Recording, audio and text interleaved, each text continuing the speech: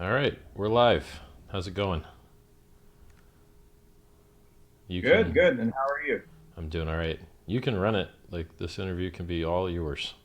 Yeah, before we start, I'd like to thank you for giving me this opportunity because this is mostly going to be me picking your brains. I mean, it's Cool. not like you and I are going to have a debate or a discussion. All right. It would make more sense for me to host this, conversation, but I'm too cheap to buy live streaming equipment, and I don't know how these things work. So thanks You for look hosting. fine. Cool. Yeah.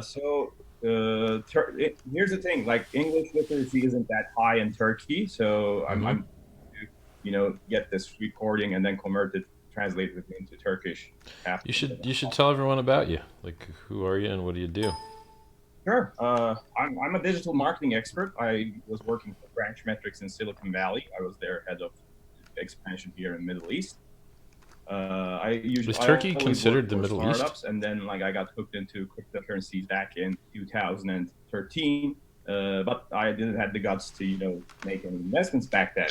And in 2017, just like everyone else, I also made a bet. I made a decent amount of money, but not like millions. And then I started losing money, and then I decided to do the research because I was just bought into the hype. I didn't know anything about the tech or anything else, to be honest. And then I did my research. I mean, I'm a very detail oriented guy. I studied everything I can. I actually met you in your videos when you were debating IOTA with, Yvonne back in the day. And And then I was when, right. That piece of shit is down 94% versus BTC and 96% versus USD right now. And it was wow, lower. This is after it bounced. yeah, So, I mean, like, what a piece of shit. um, but we can list like 100 others that gave the same performance, even though their tech was shit. But like that's a different issue. We'll have plenty of time discussing that. So and then I started talking about this sub issues with my friends, over some beer and everything, and people started saying, "Hey, why don't you post these stuff on YouTube?" I mean, like people are crazily interested in Bitcoin. They want to understand what this shit is, and everything.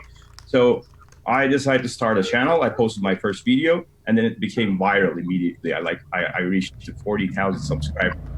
This, It's and great. then started to crash, and then yeah, everything started to stall. But still, I mean, I have the largest community here in Turkey. I Great. actually book about Bitcoin to make it official because people were also asking me to consult their business and everything. So yeah, I decided to go all in the industry because I truly see potential in this. So I also got into Bitcoin looking for great things from it, and I've been in it so long now that I understand what we'll really get. I've been in it for 10 years. A lot of the things that we were supposed to get, we didn't get, and I understand that, and I'm okay with it. And I see Bitcoin as a means, not an end.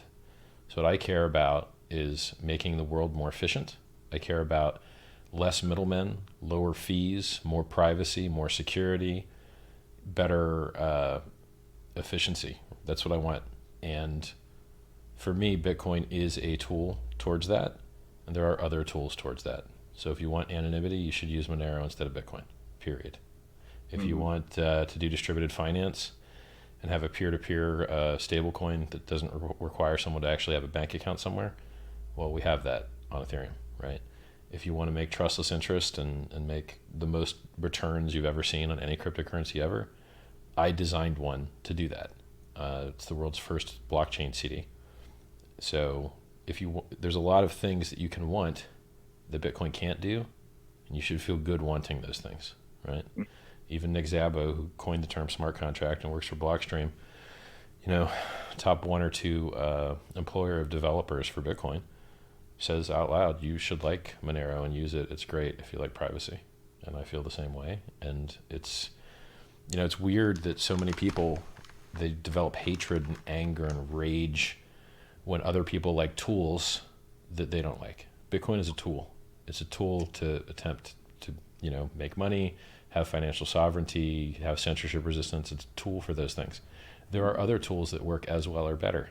Cash works as well or better, depending on how far you have to transact, right? So when you use a cryptocurrency like Bitcoin, it leaves a trail. When you hand someone cash, not really a trail, right? That's the reason the majority of illicit users and criminals in the world prefer the United States dollar as their currency of choice. It's because it works better, right? Now there are things Bitcoin works better for. If you want to make mad gains, I bought Bitcoin at 30. I mined it when it was $1 or 50 cents, Wow. and then it went up to 20,000. Okay, well the U.S. dollar went down. It didn't go up, right? So for me, I like Bitcoin better, but there are people that it doesn't. If you don't have internet where you live, Bitcoin sucks, right? Mhm. If you're like, it's really that simple. So I mention this because recently, because my currency is coming out and people realize that a lot of people are likely to get wealthy on it, because that happens a lot of the time with new cryptocurrencies, and this one happens to be very special. The haters come out of the woodwork because they get very angry if you make a lot of money and they don't. It makes them very upset. And so they spend their time trying to tear things down and destroy things instead of building things, which is just very weird because building things pays and tearing things down, it doesn't pay so well, right? So if you want to find Exactly. Yeah. if you want to find haters that hate things, they're numerous. No matter who you are in the entire world, you're going to be hated. If you're Elon Musk and retired, a very wealthy guy, and made a product that people love, PayPal. A lot of people don't love it, but more people love it than don't. A lot more. And which is why they have millions and millions and millions, probably hundreds of millions of customers. And then, then he went and took his money and went all in, invested nearly all of it into SpaceX, which was very likely to fail, competing with government contractors to build rockets. And not just like a small iteration of rockets, but like rockets that can land themselves, that should never been done before. All right, that was a big deal. And then he started a car company. And when's the last successful car company that was founded in the United States? 100 years ago, right? And then people fucking hate him. They hate him. He made the quickest, safest car that has ever been made in the history of mankind. It dodges accidents and has the highest safety rating of any sedan ever. And people hate him, right? Because if you matter in this world, people are going to hate you. And the good news is more people will like you than hate you, and it's asymmetrically a win. Like, you're still going to win. More people are going to like you than hate you. But the ones that hate you are louder. So there's a silent majority of people that like you very much, but you never hear from them.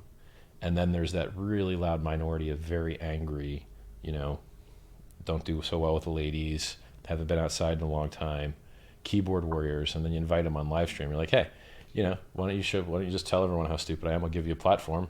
You can talk to my 43K followers here on YouTube, and you can tell them how stupid I am, and I'll give you all the time you want.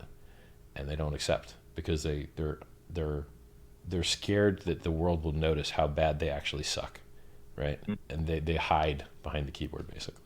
Exactly. There's actually a saying for those kinds of people that roughly translates into keyboard bandit. I mean, like they're they're Right. all hostile when they're talking to you over comments on YouTube, Twitter, and then YouTube comments. But then like when you confront them, they just disappear. I mean, I face the same thing as well. I mean, like I also have like thousands of haters because like they don't follow the entire channel. I mean, I'm not claiming that I'm an expert on everything. I just share my cryptocurrency story with everybody else, so people don't get fall into scams, people don't lose their private keys. I mean, I'm just trying to share my knowledge in Turkish, and some people don't get that. Some people expect me to be like deadly precise price calls and like what's going to happen tomorrow. I mean, it's just crazy. How can you trust someone over YouTube with your entire savings? I mean, like that's stupidity is on you, not me. I mean, No, I advise.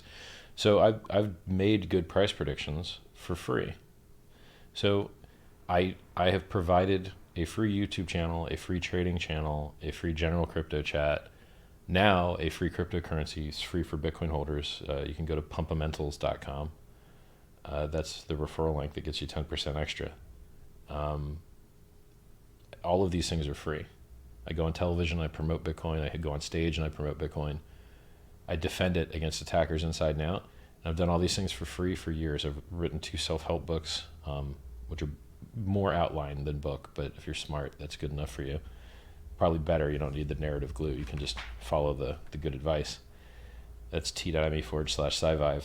The trading channels are t.me/strape, t.me/strape charts, t.me/Richard's calls, t.me/hex crypto, Richard Hart went on Twitter, Richard Hart on YouTube. I've done all these free things for years, and people still find a way to hate. You're like, okay, how much more free stuff can I give you, right? And then you ask them, well, like, what free stuff are you doing that I can get from you? Nothing. Okay. Well, one of us here is a useless piece of shit. Yeah, so there's a lot of scammers. I'm telling everyone not to trade now, even though I've got a trading channel. So I go into my trading channel and I tell everyone, hey, you guys should stop trading, right? Don't get wrecked. Like, we've got trustless interest now with Hex, which is that URL I gave you, pumpmentals.com. It's like fundamentals, but pumpamentals. You can also go to hex.win, but there's no referral link there, so you don't get the 10% bonus. If you have the opportunity to just buy and hold on something that's amazing at the beginning, you're not going to get screwed by the order book. You're not going to get screwed by volatility. You're not like, there's so much less risk for you. You can't get liquidated, right? But if you go margin long, like people think since 100x is something you can do, they think like 5x is a low margin. No, indeed 5x is not a low margin. You will be liquidated in a less than 20% move against you. So how often does crypto go up and down more than 20%? All the time. We went from 3K to 14K in 5 months. We went from 14K to like 7,500 in 4 months. We went up 40% in a day, and now we're down 21 or 22% in the last 30 days. Mm-hmm. So people are getting liquidated all day long, right? And if you really want to trade, you can't take my advice to stop, go to richardhart.win. They do a great job. But I suggest that you not trade and don't get wrecked, because I think you'll find the vast majority of people lose money doing it. Mm-hmm, mm-hmm. No, I totally agree with you on that 100%. And the dynamics of Hex is also really intriguing. I really want to deep dive into that. So like my audience also gets an understanding of like what you're building. But whenever I do these interviews, I try and do stuff that's not Hex first, because my audience, they know what's up for the most part, and they've heard about what's going on with Hex a lot. So I try and do all of the non-Hex things first to give them variety and make them happy. But if we're out of stuff, then we can dive right into it. It's up to you. No, I was just gonna say, like, let's start with Bitcoin, and then sure. Great. What do you feel about? Sounds great. And then move on to Hex from there.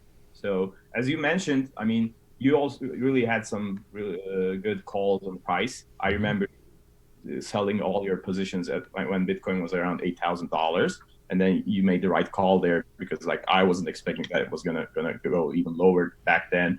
And then you also called that around 4K it was gonna go up from there, and you were pretty close. I mean, at 3,500, we started picking up like crazy. So what do you think what's going to happen now? I mean, I am not as qualified as I used to be, because the game changed. So now, I mean, the chart used to obey candle patterns and moving averages and trend lines and, Western news used to kind of obey those things. Now it's all about China.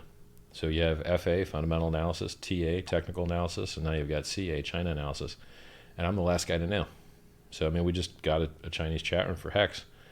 And, it's on WeChat, and we've got a Chinese page on the site, but it hasn't scaled up yet. There's less than 100 people in that room right now. So I don't really have the best inside track or foreknowledge of what's going on in Asia.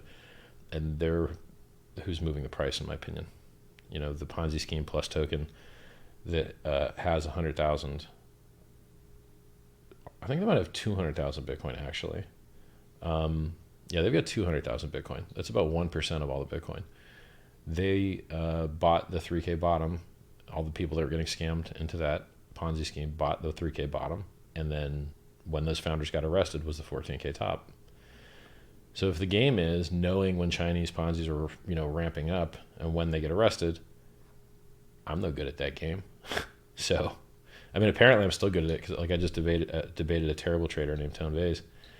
And I'm waiting for the footage to come out in Cointelegraph, and he wasn't even aware that it ever even happened. So the very thing that set the bottom and set the top, he never even heard of it, because he's just traveling the world scamming people, selling them programs for $800 that they can lose all their money on, copying an indicator from another guy named Tom DeMark and making a small change to it and charging $450 for it. And so everybody that, these people pay him, $1,200 to then lose all of their money trading. And, when you lose money trading, you don't just lose your money. You lose all of your time, all of your health, relationships. This market never sleeps. So how are you going to sleep when you got to trade on? Fuck. Or you're sitting underwater, right? You like sitting underwater, it's, people don't understand, like, of all the things you could do for a living, how many of those things could cause you to kill yourself? Traders kill themselves. They jump out windows. Well, most other jobs don't cause that. Like, I know it's a really, stressful job, but It's not even a job. You're trying to steal somebody else's money that doesn't want you to have it. There's another guy on the other side of the screen. You're sitting staring at the screen. They're sitting staring at the screen. You want his money. He wants your money. Neither of you guys is building a goddamn thing. You're just trying to steal each other's money. It's terrible. So you say that the prices don't follow technical charts anymore. They do, but not as well as they used to. But what would you say for the jump from 5K to 20K? That was also induced by the Chinese, wouldn't you agree? That was CME. Everybody knew we were launching on CME, and then as soon as CME launched, we dumped. So that was a buy the rumor, sell the news event. And the news is basically really just when the thing happens. The saying is a little stupid, buy the rumor, sell the news. But in reality, it's like buy the news, sell the reality is like a better saying, because that's how it really works, right? Back launched, we dumped. CME launched, we dumped. It's like, hey, you know what? When gold launched on the CME, it dumped too. Yeah. I mean, like that. That was my argument all from the beginning as well. I mean, like when you launch futures in a commodity, it's just gonna add pressures to keep the prices down. I mean, because before you have a futures market, if you believe in something, like say you believe in Bitcoin, then you would invest and get the price go up. But if you don't believe in it, then there's nothing else you can do. I mean, you just sit there. Right. Then you launch the futures, then now you have the ability to short it. So that removes upwards buy pressure too, because if you wanted to be long it and own it, you had to buy it. But now you can buy a contract, and then if you buy the contract, it doesn't move the spot price up necessarily. So you have a premium and a discount on the futures to the real. So I think that futures sucks away some of the price pump from things, because you can buy the derivative instead of the real thing. Now you can arbitrage it, and if the arbitrage works right, then it reduces that. But who's to say the arbitrage always works right? But it's also interesting that Bitcoin made news in almost every news outlet when it was going up, but the adoption is still so low. I mean, speaking, it's worse than it was. There's less people that accept it than in 2017. More stores accept it in 2017 than now. People just stopped because no one uses it. If you train a bunch of people to accept it and no one ever uses it, and those guys get fired, you're going to train the new guys to do the thing that no one uses? No, you're not. The on-chain transaction volume's less. I think the number of unique wallet addresses might be less as well. The metrics are garbage. I still think the price would go up because, hey, we're just waiting for the next Chinese Ponzi to pump it. Okay, fine. If that's the game, fine, right? But with Hex, I prefer to do something better than that. I'd prefer to onboard millions of users, and it's got a referral program that pays 20% so that you have margin to onboard users. In Bitcoin, you don't get paid 20% to onboard somebody, so you can't afford to advertise. Sucks. So, in short, the outlook isn't great for Bitcoin. I don't know. I don't know what's going on with Bitcoin right now. I mean, I'd like to see something like an Adam and Eve bottom, kind of hold this range and go back up again, because we do have the halving coming up soon.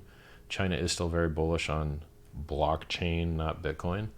But I believe once you get people into the blockchain, they're gonna want the mad gains, right? So we get them in on a stable coin, they'll want the mad gains. So I'm bullish on that fundamentally. However, it doesn't help when Chinese news outlets remind you, "Hey, we love blockchain, not Bitcoin. Bitcoin is a scam." When they say that stuff, it's not that great for the price. And they always do that. They oscillate it. They spread the news out, and it's almost like it feels like an anthropomorphic evil operation that they do, where they say something good and then they wait a while and then they say something bad, and they keep saying bad things for like a period of like a week, and then eventually they'll say something good again, and you're like, okay, it's like an abusive relationship pretty much. It's an interesting relationship because like I mean, do these news and like potential bans on Bitcoin, but at the same time, they're the biggest, supporters of Bitcoin as well. I mean, as far as I know, the vast majority of miners are located in China. I mean, Mm-hmm. like, and I can easily argue like most of the volume and the action is also going on in the Asian markets rather than here in Europe Yep. or Turkey, or the States for So that matter. my chat is a bunch of snowflake little girls now, and they want to make sure that I give you, because they assume that our conversation is combative because the last guy I had on was combative. Actually, he wasn't even combative. He was nice. But when the interview was over, he cried and whined and moaned that he didn't get his time, even though it was a 3 hour long, a 2 hour and 40 minute long exchange. And I rewatched it, and there was tons of time for him, tons. They want to make sure that I give you enough time and I don't cut you off. So if anything, have we missed anything? Did I talk over you at some point? Is there something that you wanted to say that you didn't get to say? No, nothing too important. I mean, like, but Well, let's make yeah. sure we even get the non-important stuff, because I want my little snowflake, little kitties in chat there to make sure that this is a clunkier, slower Okay, so conversation I with think more uncomfortable pauses in it, so that I could say I gave you equal time for the snowflakes. no, no. I mean, it's no big deal because I actually watched some parts of the debate you had with Stefan yesterday. I mean, like, yeah, it was a level discussion. I mean, like you made more valid points. You got him to surrender in some arguments. But then, yeah, he acted like a bitch after the video. I mean, like, but the video itself was actually okay, and I don't feel that way. I'm not threatened at all. I'm Yeah, not I don't think you're that way either. you didn't let me tell everything I wanted to because the whole point of this call is just pick your brains. Mm-hmm. So the only thing I was saying like a couple of minutes ago is the adoption thing because like Turkey is like one of the biggest markets for cryptocurrencies. I mean, all the big players like blockchain and Huobi, Binance, they're trying to set up shop here. They're trying, getting agreements with banks and everything like payments to make things easier for the Turkish, population. But the government also announced some official figures, and it turns out that there's only like 50 to 60,000 people out of 80 million who's actually investing in cryptocurrencies. And the same thing goes for the entire, world as well. I mean, Bitcoin made news on all news channels, like newspapers, outlets, YouTube. It went viral like crazy. I mean, I remember 2017, like whenever you go to a restaurant, sit there, people are talking about Bitcoin. I mean, like crazy. It was just a crazy era, and still the adoption is so low. I mean, like how Mm-hmm. many people do you think own Bitcoin or any sort of cryptocurrency globally right now? Is it Ooh, I've got 100? these numbers memorized. What a good question. There's 2.83 or 2.85 million wallets that have, not wallet, but address, Bitcoin address, that have over $1,000 in them. And most people have more than one address. And there's only about 2,036 or 2,038 addresses of that quality. So maybe there's 1,500 people that actually control 42% of Bitcoin. That's kind of scary though. It's garbage. People think that Bitcoin's going to free them and save them and change the world and get rid of the bankers. And I have to explain to them, the bankers own more than you do, bro. So when you go out there shilling, right? Plus Token Ponzi owns 1% of Bitcoin. Winklevoss twins own 1% of Bitcoin. Mt. Gox trustee owns 1% of Bitcoin, like 0.75. He's got 140K coins. The supply is like 18 million. Exchanges of which I just know their cold wallet addresses, 6% of Bitcoin. 5% of Bitcoin, Satoshi. Okay, those guys are the people your bags you're pumping. So I'm glad that I got in at free when I mined for free, and then I got in at 30 in the first quarter of 2011, and now you guys want to buy my bags for 8K, 10K, 14K, 20K. Cool. I'm glad that you're doing that for me. Thanks. That's real nice of you. I'm making a new thing you can get for free, just like I got Bitcoin for free, right? So I'm bringing back that chance. Like I was able to buy Bitcoin at $1. I didn't, but I mined it for free when it was like 50 cents. But I didn't buy that. I could have. I'm bringing that opportunity back for people to get in at the very beginning of a thing that can do things Bitcoin can't, right? And then I'm like, people they're angry, right? They're angry about everything. I'm still on this like kick because that guy from yesterday was just, I annihilated him. I destroyed him. I broke his soul. I attacked his core beliefs at their very root. And I understood his beliefs as well as he does because I had some of them in the past. And, instead of people learning from that experience, right? They just get angry. Yeah, you're like, and the same thing happened to you like a couple of weeks back in Malta as well, right? Like you were in AIB, and then you actually confronted Craig Wright on bullshit. And like I was watching, crypto Twitter and to see the reactions to that. And like, I was expecting everybody to cheer up for you, but like all the tweets I like read was about like crashing you and like covering for Craig Wright. I mean, it's really crazy how people can believe a guy like Craig instead of someone who talks sense. Do you want to know what the solution to that is? Actually, All of these non-ethical fanboys only care about what they bought. What they bought is a world-changing, amazing innovation. And what everyone else bought is a scam. It doesn't matter what they bought, okay? So if someone bought BSV, Craig Wright is amazing, and everyone else is a scam. And if someone bought Bitcoin, Bitcoin is amazing, and Monero and Ethereum and Hex are scams, right?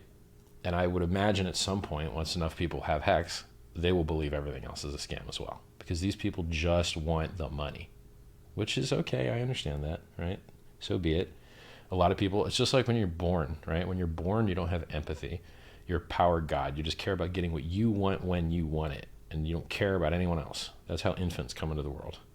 Then as they get older and they learn and their circle of influence expands, then they understand that other people have feelings and there's a world outside themselves. When they close their eyes, the world continues to operate. Like, and I think a lot of people in cryptocurrency are kind of missing that empathy. And, maybe one day they'll evolve it, maybe. yeah, I mean, like you spotted the problem really well. When someone invests in like a cryptocurrency, they just become like a fanboy. I mean, but like not more than a fanboy, just like a brainwashed, Zealot. fanatic. Yeah, zealot. Yep. Exactly. It's an interesting phenomenon because like I see that all the time here in Turkey. I mean, like people actually turn really hostile when I say bad things about their bags. Mm-hmm. So, but I don't know where this is actually coming from. Yeah, everybody want to get rich quick, but you don't defend the U.S. dollar, or like when you purchase gold, you don't go crazy when someone says the gold prices are going to go down. I mean, Yeah, it's weird. Cryptocurrency and like other ways of investment, like Yeah, it's like it.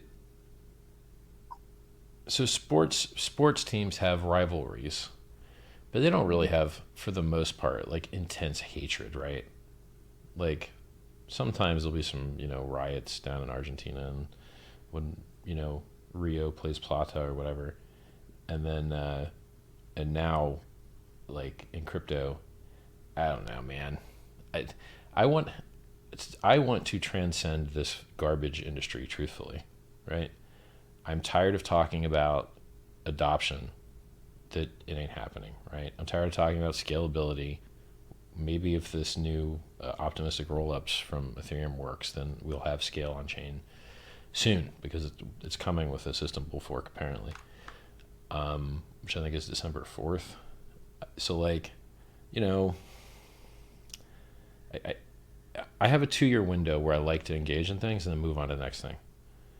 And I'm a little bit over that 2-year window of talking about crypto, right? And now I really want to do the next thing, which is sci-vive and help medical research and do that, right? And popularize that, get people to save their own lives through medical research. I want to get there already.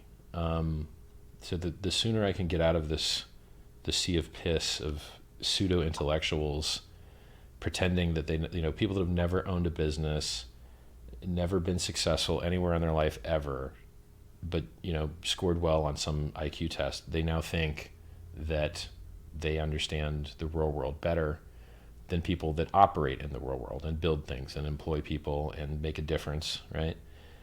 So, the sooner I can get out of this kind of phase of having to deal with these people and let the machine that's well designed just go and run, right? The referral program that pays 20%, it should exceed anything I can do personally, right? So I've got 100K followers across Twitter and YouTube, but there's people with millions of followers. So if a person with millions of followers says, hey, that Hex thing's pretty cool, well, that's probably better than what I'm doing, right? And then how many of those guys can you get with a good referral program? You could probably get 20 of those guys. So now we got 20 million people instead of the 100K that I have, right? And that's like 200x better. So I'm used to designing systems that scale and function well with minimal human interaction, right? Digital is amazing. Cryptocurrency is amazing. Referral programs are amazing. I want that to start taking off, which can be soon, right? Our snapshot's in 11 days, so cool. So could happen soon. Before we jump to that, let's also talk a little about altcoins, because we've been calling the entire market garbage. I mean, we've even said that Bitcoin looks like garbage now. So what do you think of the rest of the altcoins? I mean, you could see potential in some of them. On what do you think? Almost 90% of the altcoins lost their value, around 80%, and people are asking if it's going to ever pick up back again. I mean, they're kind of missing the spot, because in order to recover a 90% loss, that coin needs to do 10x or So the math is right. Yes. Yeah. So, and then people are asking when that's going to happen. And I'm actually not that optimistic about those anymore, because I don't think there's going to be an altcoin rally back ever again soon. I only feel if somehow Bitcoin shoots up to 20K again, and then there's FOMO going on globally again, people trying to see if they can catch the train this time, make some money out of it, then maybe we can see some recovery in the altcoin market as well. But as far as things go right now, I mean, it's just dead, man. I mean, I don't know what to how to put this in words. I think the perfect bottom for altcoins will be when everyone has capitulated and everyone that wants to sell sold. So you and every other YouTuber and everyone else feels that way. Everyone feels that way, which means everyone sold, because people don't start feeling like that till they sold, right? There's no, if you publicly tell people, I don't think this price is ever going up again, I know you don't own any of that crap, right? Or you're waiting to buy some more. But more, these are usually not advanced tier 2 game theory guys. They're usually tier 1, kind of tell you what they really think. I think the fact that everyone believes altcoins are 100% dead means that we're more likely than ever to see them pump again. They just need a good excuse to. Now, usually the good excuse is that Bitcoin makes a new all-time high, and then the altcoins take off, because everyone feels like they want to get in, but they feel like they missed the boat. All their friends got rich, and now they want to get in, but they missed the boat, so then they get the next new thing, right? So we could see something like that, or Hex could kick off the altcoin market if it does very well. There's this funny saying that you say, Bitcoin is the bet that people are smart, and then altcoins are the bet that people are stupid. And how do you feel about people in general? So I think there's a lot more stupid than smart. I mean, it's tautological. It's by definition that way, right? Human intelligence has a bell curve, and there's long tails, and most people are in the middle around 100, and they always will be, because they keep moving the 100 to match the middle. So they keep adjusting the test to make it so Oh, that everyone is always 100. So you're like, there's an effect, I believe it's called the Flynn effect, where people actually do get smarter over time and they have to keep making the test harder to make up for it. Most people don't know that, I bet. interesting. Yeah, I didn't know that either. So cool. Yep. You know, another thing people don't know about the IQ is the quotient. IQ, intelligent quotient. Okay, well, what's quotient mean? It means divide. Okay, so what are they dividing by? Your age. The older you are, the better you have to do on the test, or your IQ goes lower. So your score has to be higher the older you get, or your IQ gets lower because they're dividing by your age. Mhm. Yeah, I mean, yeah, it might work in some cases. I mean, like I took a couple IQ tests. Some questions actually you can do better when you age because, like, you're wiser now in some terms. But at the Hmm. same time, your cognitive functions are dying every year you It makes age. you wonder. Yeah, it makes you wonder whether they like make a super age adjustment for people that are likely to have Alzheimer's or something like that.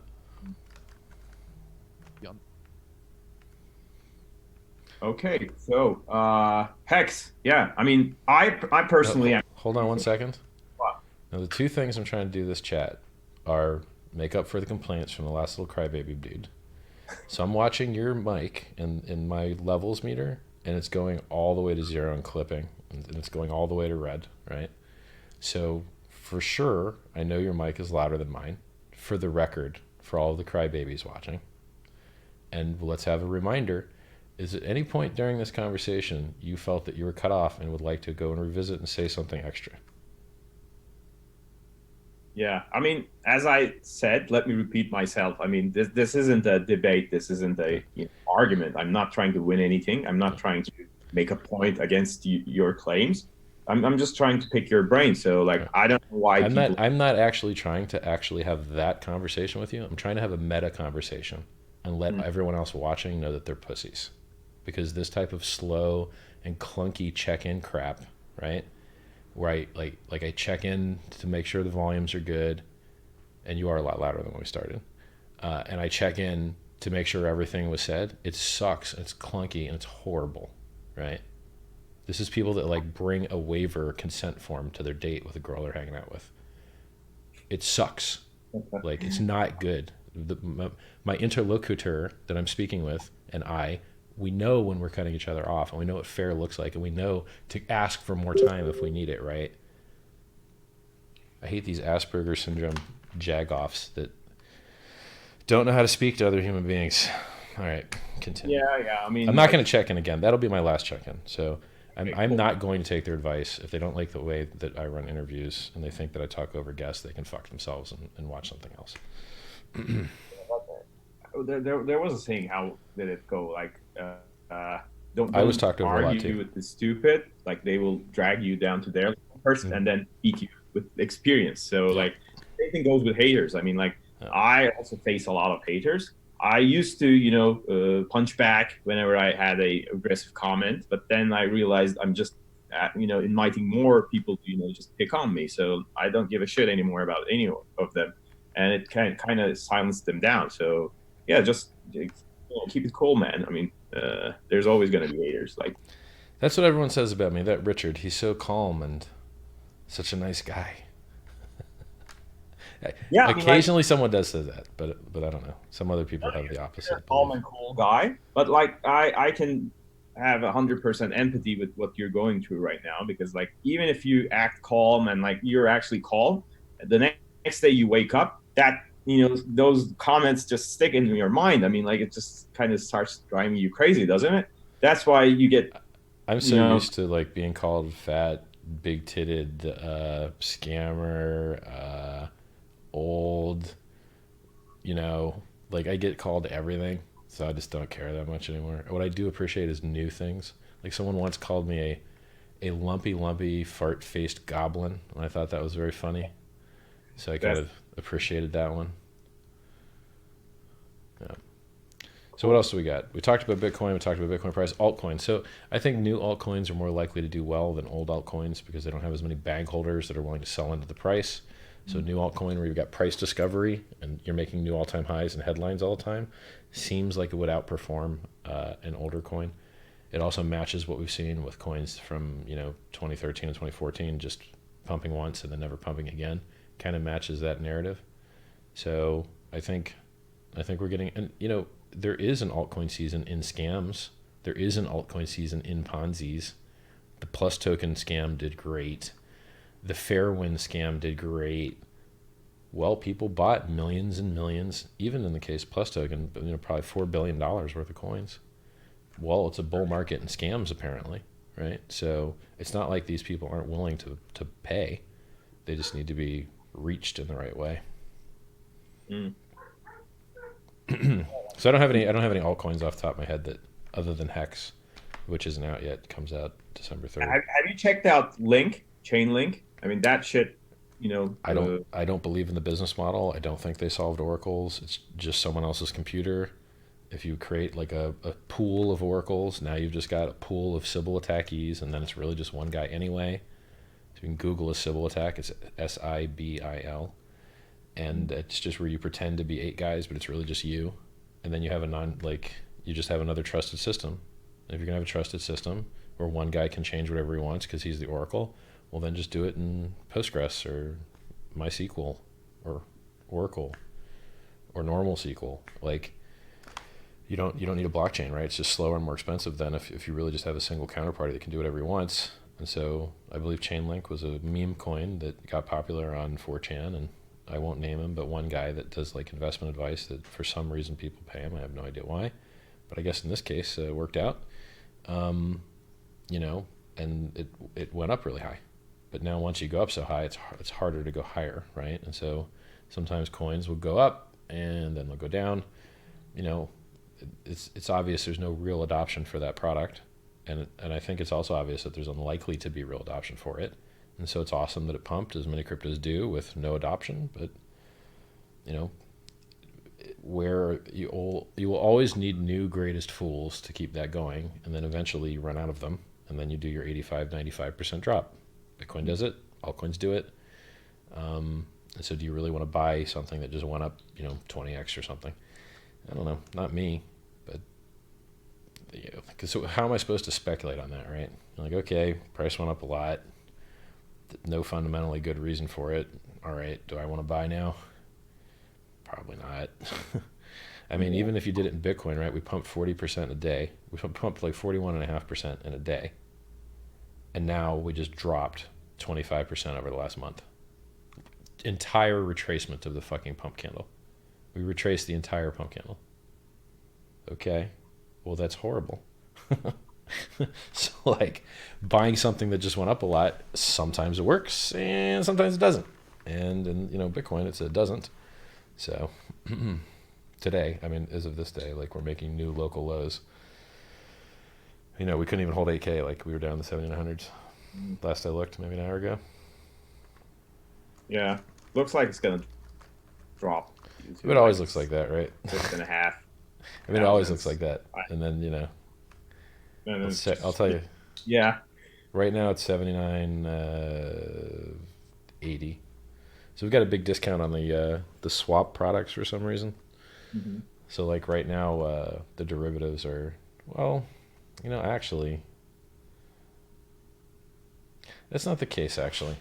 So someone was talking to me about a discount on the derivatives today, but I think he was wrong. Because I'm looking at the chart real time right now, and I see Coinbase at 78.34, and I see Shipmex at 78.30, and they're right in line with each other. So this looks normal, but the price does keep going down. It's 78.30 now. Yeah. Stop going down, Bitcoin, you piece of shit. Go up. What about some other stuff? Like, isn't there any other altcoin that? Well, Ethereum's doing amazing stuff. We have an Ethereum fork. In any way. Like, it's about the decentralized internet coins like Tron or like Holochain or like that kind of stuff. Do you think that thing ever picking up? The only thing I would be comfortable buying that isn't Hex would be Ethereum. Because, so like, I only own Bitcoin right now. I own like $100 of Ethereum, maybe $100 of Monero, something like that. Ethereum has the best roadmap, the smartest devs, which is new. They didn't. Bitcoin used to have the smartest devs. I think Ethereum does now. And that's like, I don't know, maybe they're tied. Whatever. Like, there's some smart ass dudes on both sides, but Ethereum is actually doing a hard fork and getting improvements, and Bitcoin's not doing a hard fork and not getting improvements. So, does it really matter how smart your devs are, if only one of them is actually doing the improvements, right? So, like, I I probably wouldn't mind having a bag of Ethereum instead of a bag of Bitcoin after the Hex launch. Mm. So when Hex launches, you can free claim it with Bitcoin, and then you can sell your Bitcoin for Ethereum, and then you can transform your Ethereum into Hex. And that seems like an ideal play for me going forward. Like, that seems awesome, because I'm unexcited. I'm unexcited with Bitcoin right now. Like maybe it'll keep going up, and maybe it'll outperform everything, and but I don't see it. Like, we already, so let's put it this way, right? Dominance oscillates. It can only go up to 100, and it's at 65% today. Bitcoin dominance over altcoins. Everyone's already sold all of their altcoins, and everyone's already a Bitcoin maximalist now. Everybody.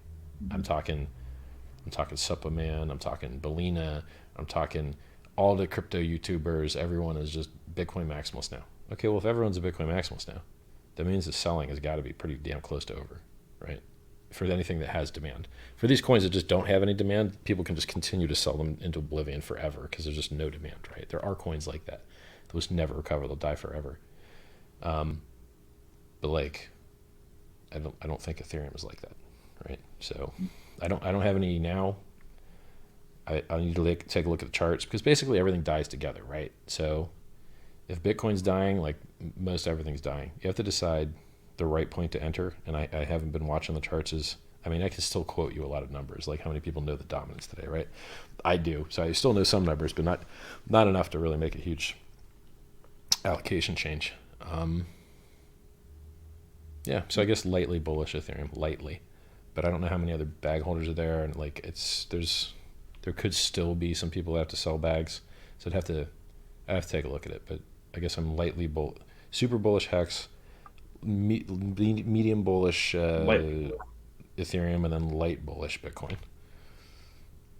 Okay, but like, here's the thing with Ethereum. I mean, like thousands of ERC20 coins are actually running on their platform, including Hex, as far as I know. So I believe Ethereum has a, constant sell pressure, which will bring the price down. Wouldn't you agree? What? Because That doesn't make any sense.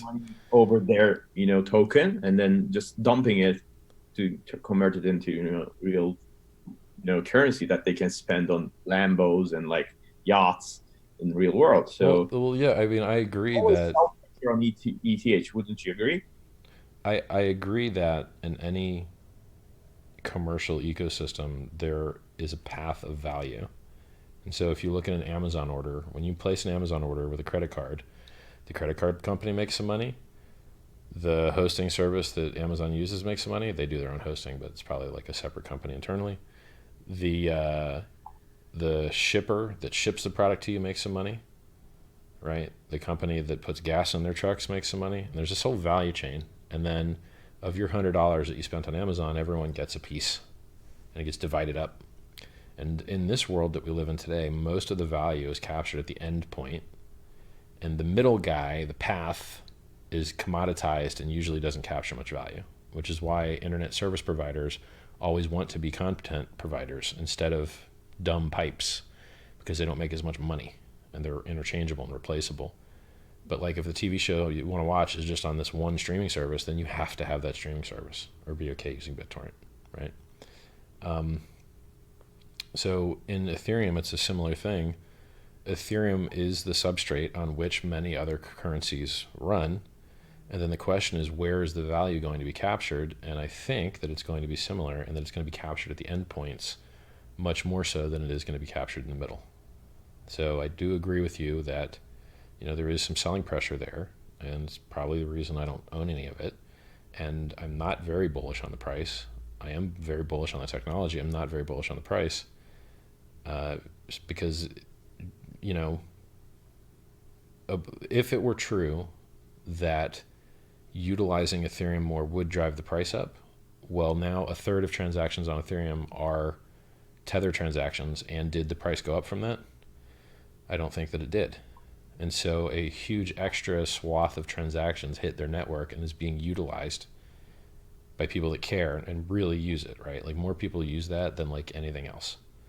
And did it drive the price up? No. Okay, well then why would the price get driven up by even more of that happening? It doesn't really make sense to me. So, I mean, I tend to agree with you. Not so much that there's a lot of selling pressure, but that there's a tendency for the substrate to not make as money as the endpoints. Mm. And it's Got a it. substrate more than an endpoint now. Yeah. Because you can look, it's got like 10 times less search volume than Bitcoin does. If you look at the Google Trends currently. How do I know all this shit? Like, I know this. I know I just looked this up today, but I don't remember why. Right? So I know the dominance. I know the Google Trends. So like, I don't know. I don't know why I know that stuff, but I know it today for some reason. So you said you're bullish Oh, on. I know why. I know why. I posted. I know why I know that. I posted a thread.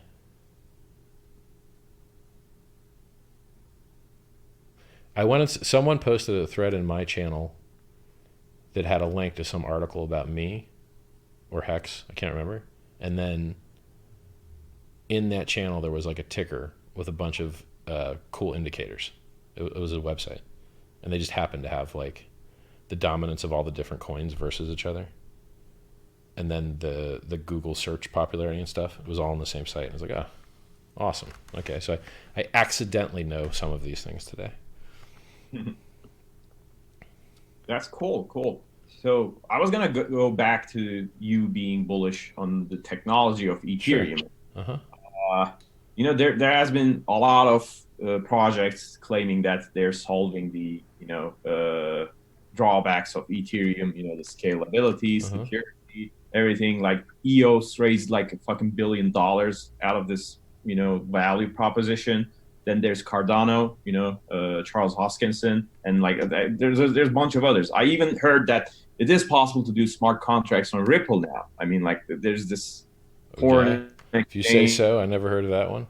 Uh, so yeah, like they're launching their own currency called Sologenic or something, and they said that they picked Ripple network over Ethereum because it's faster and like it also supports smart contracts. I don't know if this is true. I mean, I've been reading a lot of stuff about Ripple, but I don't know if it's acts like a platform, decentralized app platform. But yeah, now do you think any of these will ever pick up and beat Ethereum in its own game, or I don't is think so, no. your advantage going forward for ETH? No, I don't think they will, because we don't need scalability. The fucking chains are empty. We need users. And so what's likely to get users? Lots of people trying stuff. Okay, and on what system are the most people trying stuff? ETH. And then if ETH does start to suck, fine. Then all these other systems support Solidity, and you can just airdrop the system state to the other system and have everyone move over, as long as there's social consensus. Or you end up with two coins, and then fine, there's just two coins, right? So like, I there is nothing that any of those other competing platforms that are doing that is anywhere near good enough for me to have launched my project on. So the auditing systems are worse. You're beta testing someone else's stuff with people's life savings. No, thank you. Not interested in that. Not interested in beta testing someone else's crap. The Ethereum ecosystem has launched TRX, EOS, BNB. USDT runs primarily on it now. That's four of the top 10 market cap cryptocurrencies, and Ethereum's on itself as well. So that's 5 of the top 10 cryptocurrency run on ETH or started there, right? Like TRX and EOS moved over to their own mainnets. BNB moved over to its own mainnet on Tendermint. So like, it's the best currently. It's the best. And why would something else overtake it? Scale, like they're getting scale with optimistic rollups. or Plasma or Raiden or state channels or sharding or the 50 other things that they've got going on, right? So they've got the most aggressive roadmap with the most developers. They're willing to hard fork and make improvements. I don't see anyone else coming anywhere close. Mhm.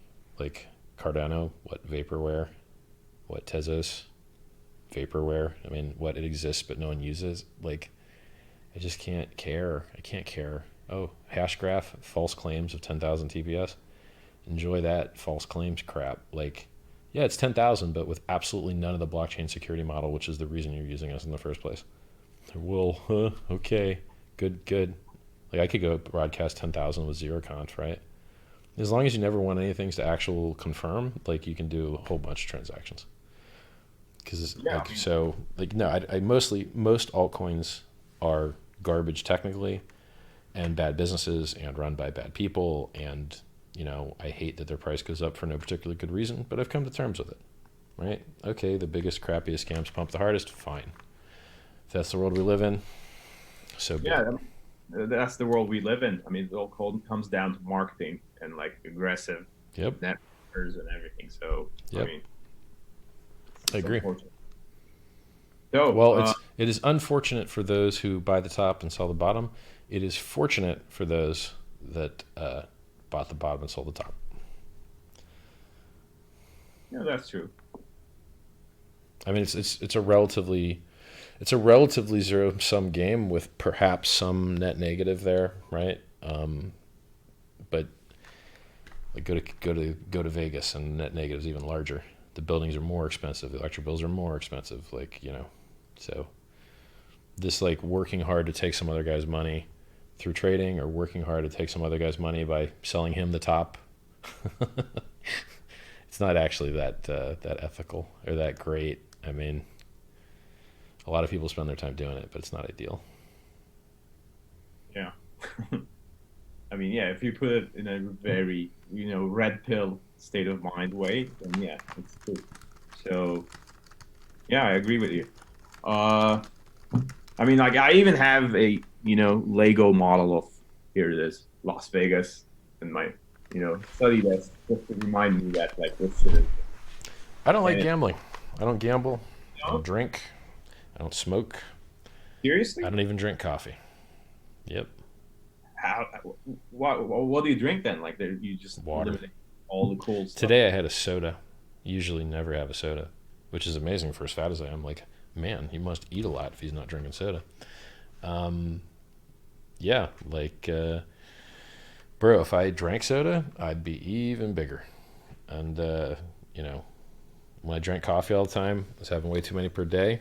You just have existential dread. No matter how hard you work, it feels like you didn't work hard enough, and then you're feeling bad all the time. That didn't work out for me. And the drinking, you drink a little too much sometimes, and you won't want to work out the next day. Screw all that. I, Yeah. li- I live a better life without any of that stuff. So, like, this isn't a, lifelong choice Well, I of mean, I yours. started drinking when I was 30, and then I drank till about 39. And then coffee, never was too into it. But then I guess when Starbucks started getting popular, then you're like, all right, I'll try it.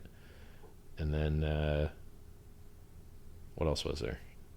Alcohol, drinking, gaming. Used to be addicted to games. Don't play games anymore. Was addicted for 10 years. No thanks. Don't need that. I got videos on how to quit gaming addiction and why trading and playing poker sucks. And when I first got my start on YouTube, I made self-help videos to help people break out of bad patterns and find new ones. So all of my earliest YouTube videos are me telling people how to do things better, how to be happier, how to give apologies, how to you know um, how to fix politics, how to describe your political beliefs to somebody else, like a ton of good stuff. How to fix the education system.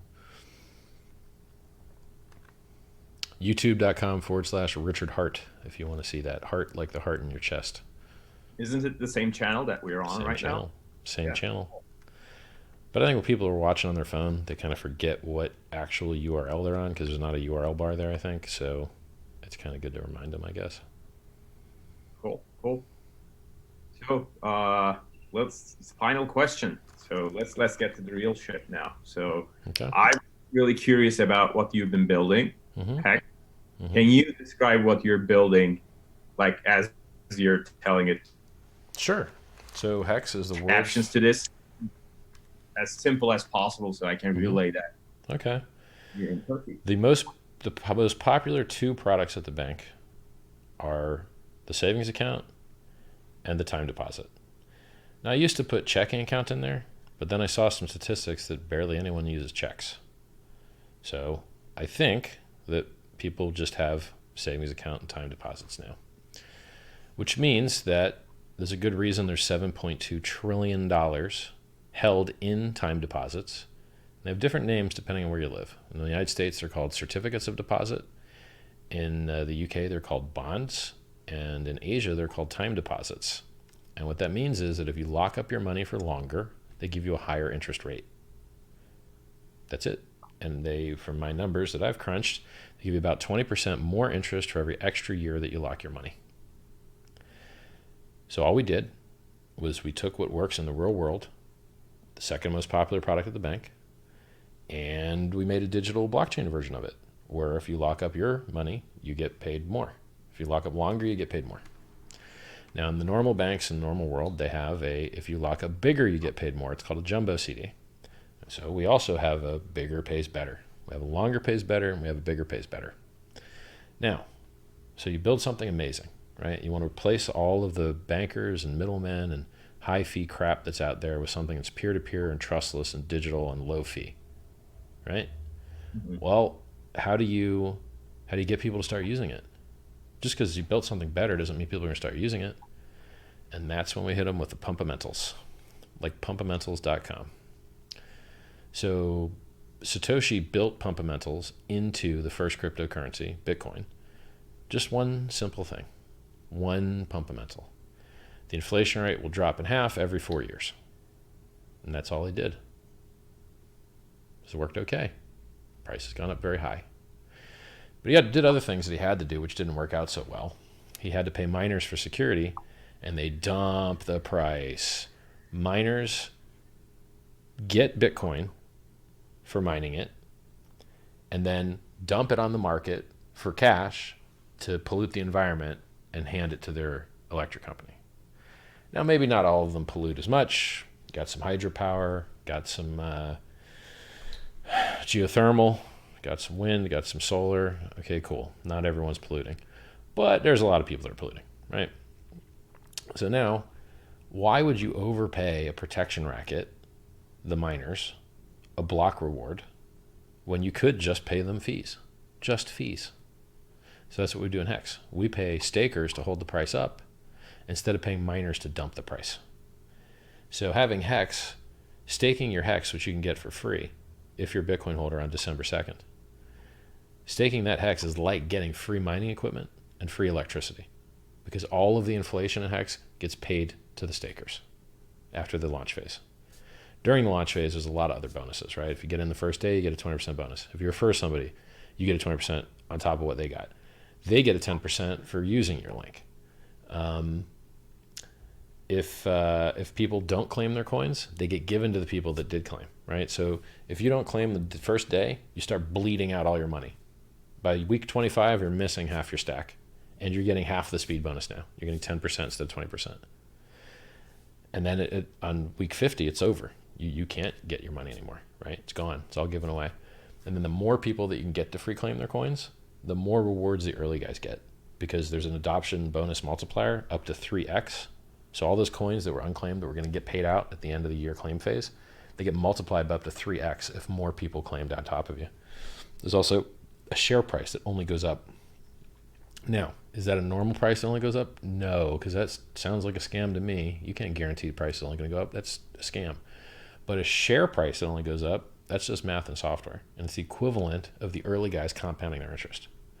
So instead of spamming up the blockchain, giving extra shares to the early guys when they compound their interest every day, instead of doing that, we just increase the price for new guys, and the ratios and math works the same.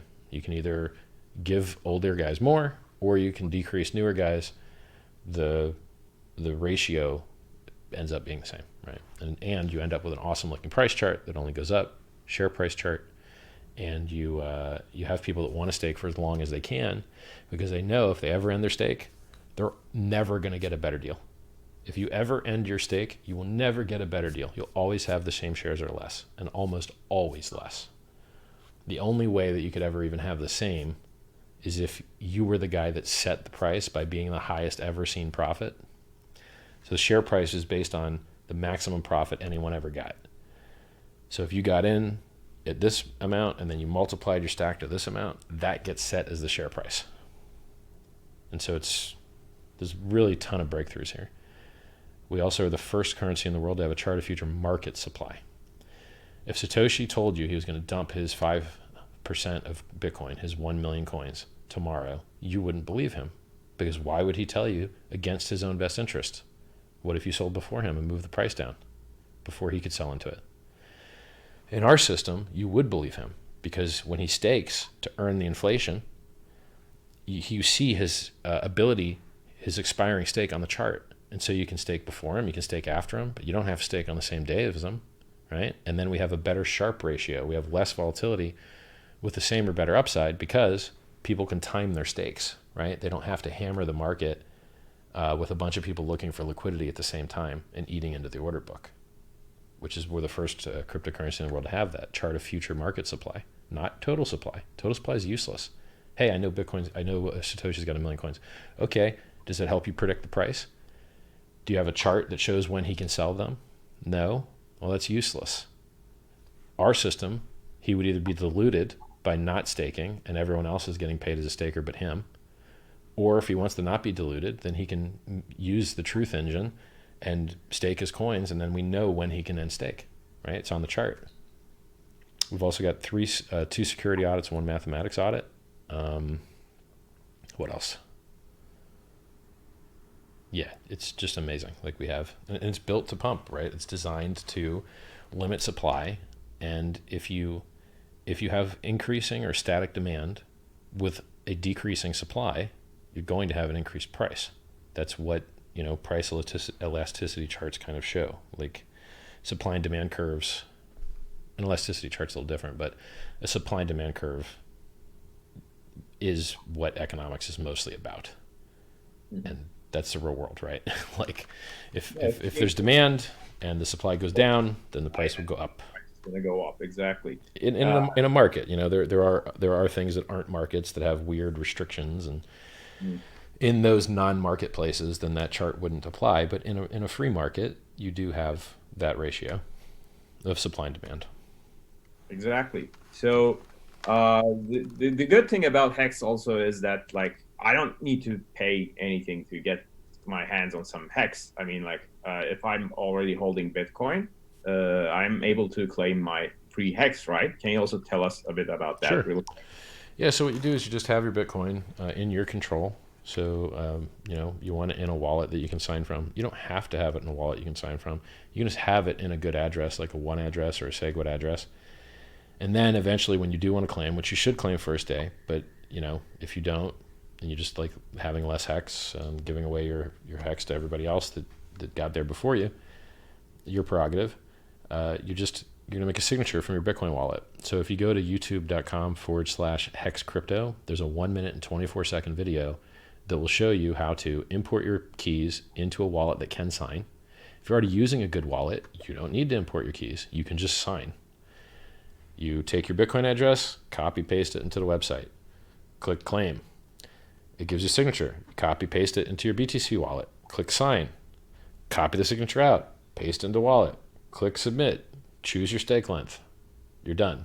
As long as you had a couple pennies of Ethereum in your wallet to pay a miner to run your transaction for you, congratulations. You could also mine your own block, but I think it's more rare that people do that. So this is not an airdrop, and this is not a fork. You mine your own coins. So when you submit your proof that you had your Bitcoin at that snapshot block height by signing that signature, you're the only person in the world that could do that. You're the only person in the world that has your private keys, and you're the one choosing what contract address you're going to run, and you're the one choosing what miner you're going to pay. And all Hex basically is a smart contract that lives in an address on a blockchain, and it just sits there and it can do nothing on its own. And the people that are actually the network, it's a peer-to-peer network, You are the network when you run a transaction.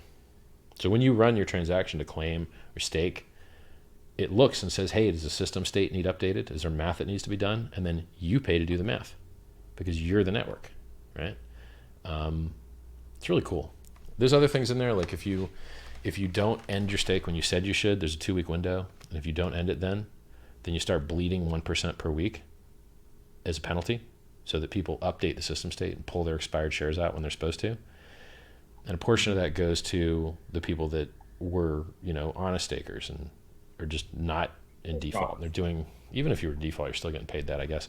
So it's this truth engine. It makes people do what they said they were going to do, right?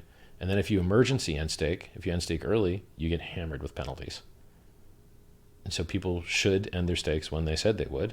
And if they don't, then they're going to be rewarding the people that were still staking, right? Yeah, so it's just pretty much the same as like putting your money on, savings account. I mean, like Yep. here in Turkey, we always fight with high inflation, so that's why the interest rates are always high. I mean, like you guys receive like 1%, 1.5% in the bank. Mhm. I always get like 15%, and this is like the all-time lows nowadays. So, and if I commit to an annual account for that interest rate, and then I just decide to, withdraw my money, they don't give me any interest at all. Like all the 15% is just gone. Even if I don't, even if I just withdraw it like on the very last day, I need to keep it for a full straight year. So got it. yours, Ours does the same thing. You need to serve half your period. then I mean, like you only penalize for 1% per week. Well, that's And if it's late. That's a late claim. The early claims, I mean, it's harsher.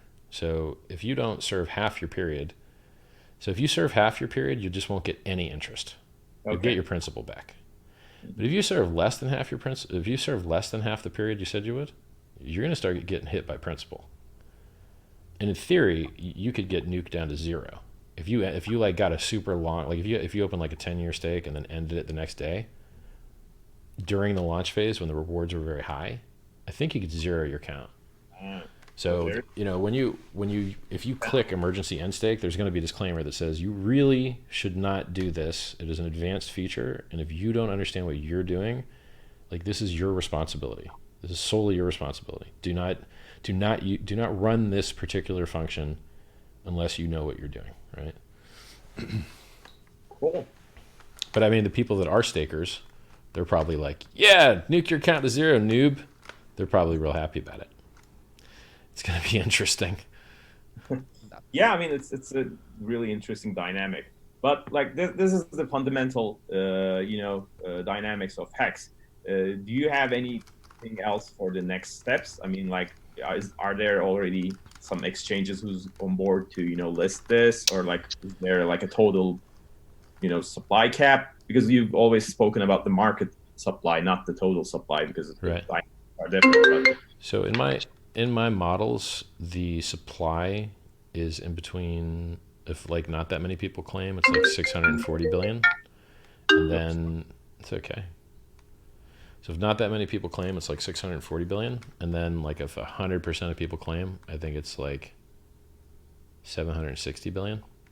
I've actually got a hotkey that I can call in my chat room where all the frequently asked questions we get, we just turn them into triggers. So I can go into my chat and I can type supply, like exclamation mark supply. And then if I spell it right, it's going to tell me what the maximum supplies can be. Or I messed up the bot. Hold on a second.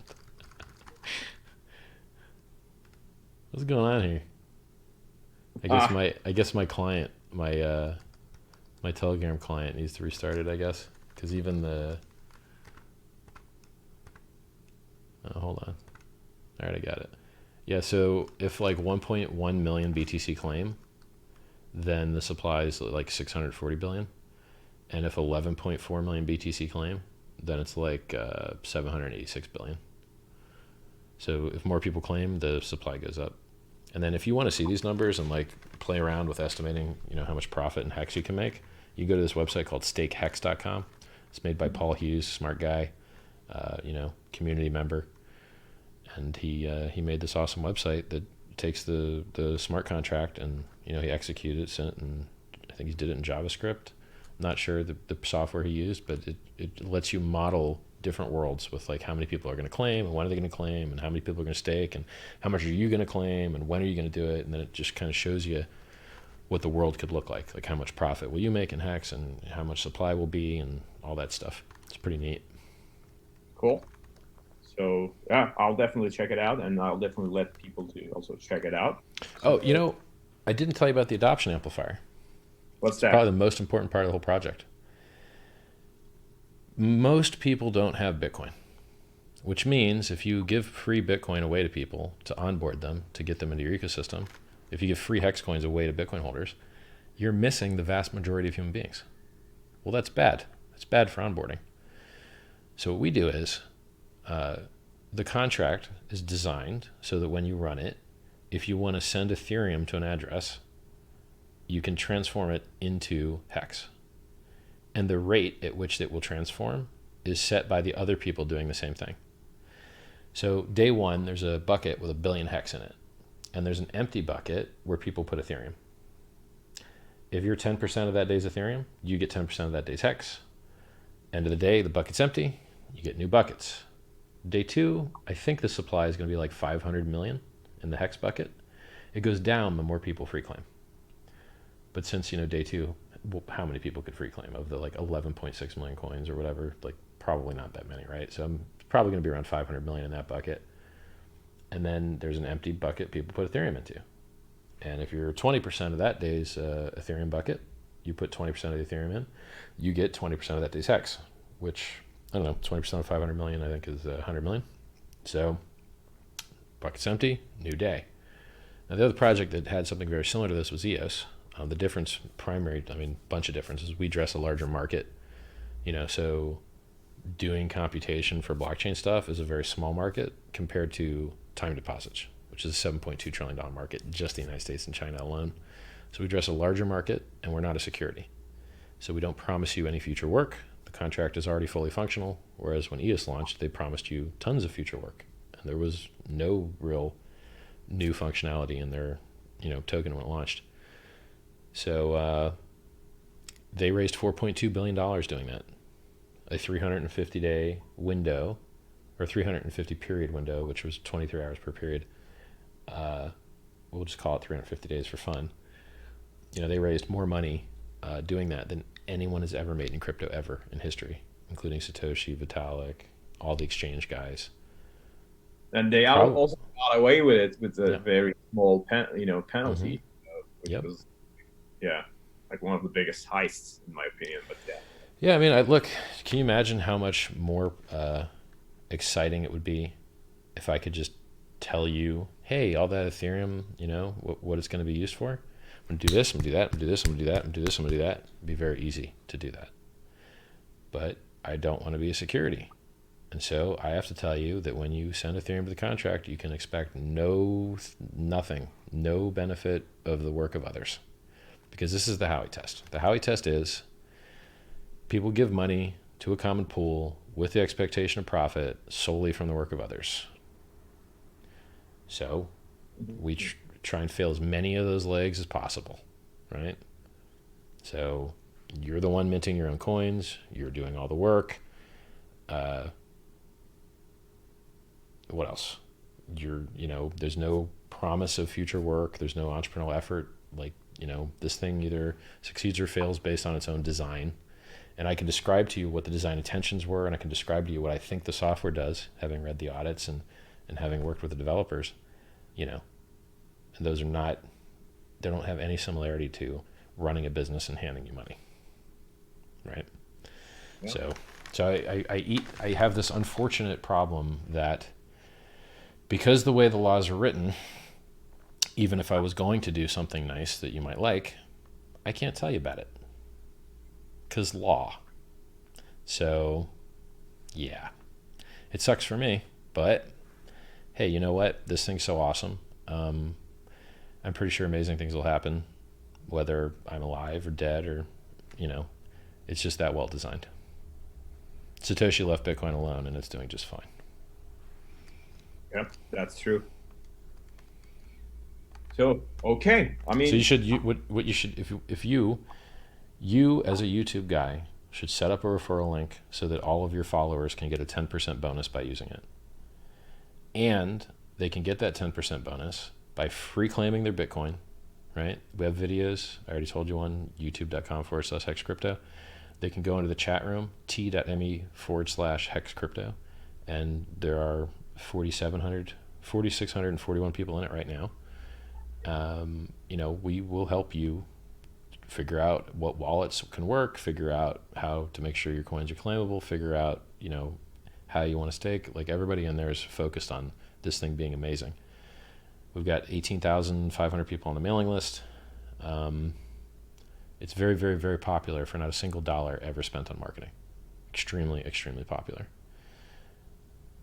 So now if people free claim, right, they get a 10% bonus for using your link. And then if they transform their Bitcoin into Ethereum to send it to the adoption amplifier, and they might want to not send it all on the first day. People might over FOMO the first day. They might want to spread it out over the first week. But you got to be careful that you don't spread it too far, because the share price keeps going up. Every day someone ends their stake, you're going to get a new highest share price. Very likely. So, as time goes on, yeah, you might be getting more hex on a lucky day that you got a better ratio because less people joined against you that day. But you might also be getting less shares of that huge payout at the end. So the payout at the end, the big payday on day 353, it's bigger than all of the adoption amplifier. Because adoption amplifier just gets like unclaimed coins basically, plus the first day billion. Because there aren't any unclaimed coins yet. It's the first day, right? In the adoption amplifier gets a lower amount than the amount that the stakers get at the day 353, because they get the adoption bonuses where it can multiply up to 3. They get virality and critical mass, whereas the adoption amplifier doesn't get that. So you really want to get the biggest part of that end. And if you stake longer, if you stake 10 years, you're going to get 3 times the shares, and you're going to get 3 times, you're likely to get 3 times the amount that you would have otherwise got of that giant big payday on day 353. Now, if you were the only person staking, then shares wouldn't matter because you would just get it all anyway. But in most reasonable worlds where thousands of people are staking, the number of shares you have is going to greatly affect, what percentage you get of that payout. So then your referral link would have benefited your users twice: 10% extra when they free claimed, and then 10% extra when they transformed their ETH into hex. So, you should set up a link.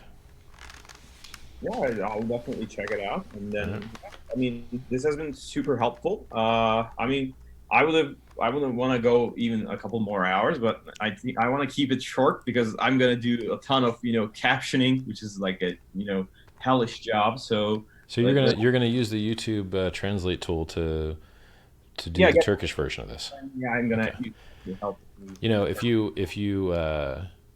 link me to that, then I can put a little Turkish link on the site, and then link to your video here. Oh. And then they'll have a nice Turkish video to watch, because we've done this for China already. We have a Chinese site with Chinese translations of the videos, and it's time consuming, like you say. You've got to turn it into English first, and then so you got to get the English captions right first, and then it's easier to get the foreign captions right, which in your case would be Turkish, and then you've got to encode those hard on the video so that if people share it, then the encoding is always visible. So we're good at doing that, and I could help you with that if you're not already good at it. With cool. Download Handbrake and then tell it to burn in the subtitles. And that's good to hear. Let's talk about that over Telegram. So sure. Yeah, this has been super fun. Thanks for having me on your channel, and I'm actually looking for the next one. Cool. So tell everyone where they can reach you. So people can reach me from my YouTube channel. That's my main spot. So it's YouTube/Crypto Emre with a K, because it's a Turkish channel. I don't know if anyone of your followers would be interested, but they can also find me on Twitter, Facebook, Telegram, Patreon. I'm pretty much everywhere. So yeah, definitely check my page out as well. The links are in the description. Thanks to Richard. So yeah, this has been good. Thanks for your time, man. So I'll do my little round. Free books. If you want to change your life, I wrote 2 free books that could probably help you do it. t.me/scivive, like survive through science. Free trading chat, t.me/straight charts. Free price calls, t.me/Richard's calls. 55K followers on Twitter, more or less. Twitter.com/Richard Hart win. YouTube, youtube.com/Richard Hart.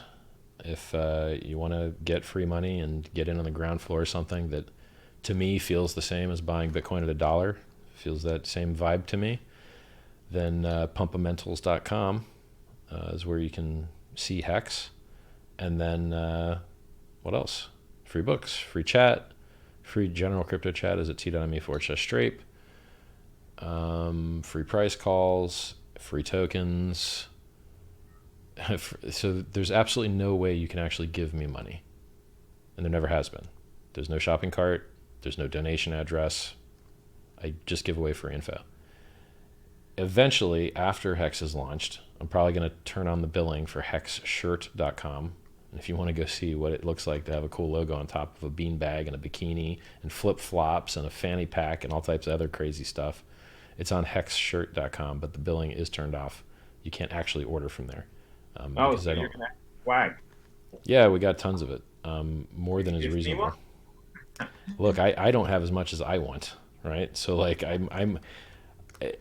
it's, you know, if shipping didn't suck so bad, then the store would already be on. But I know that if I turn on the store early, people are going to send money and they're going to ask, where's my stuff?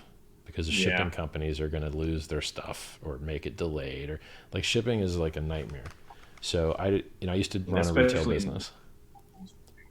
Yeah, probably where you live, it's probably even worse, right? Like, how's the Turkish post? I don't know.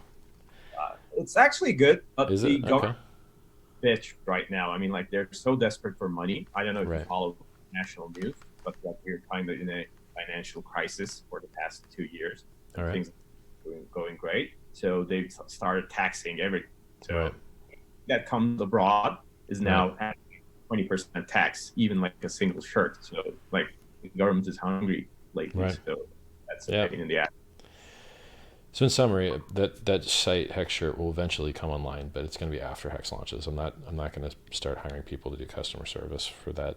Like, instead of doing outreach for Hex, like I would much rather talk about Hex than Hex shirts. Hey, it was good talking to you, man. Same here. Okay. See ya later, man.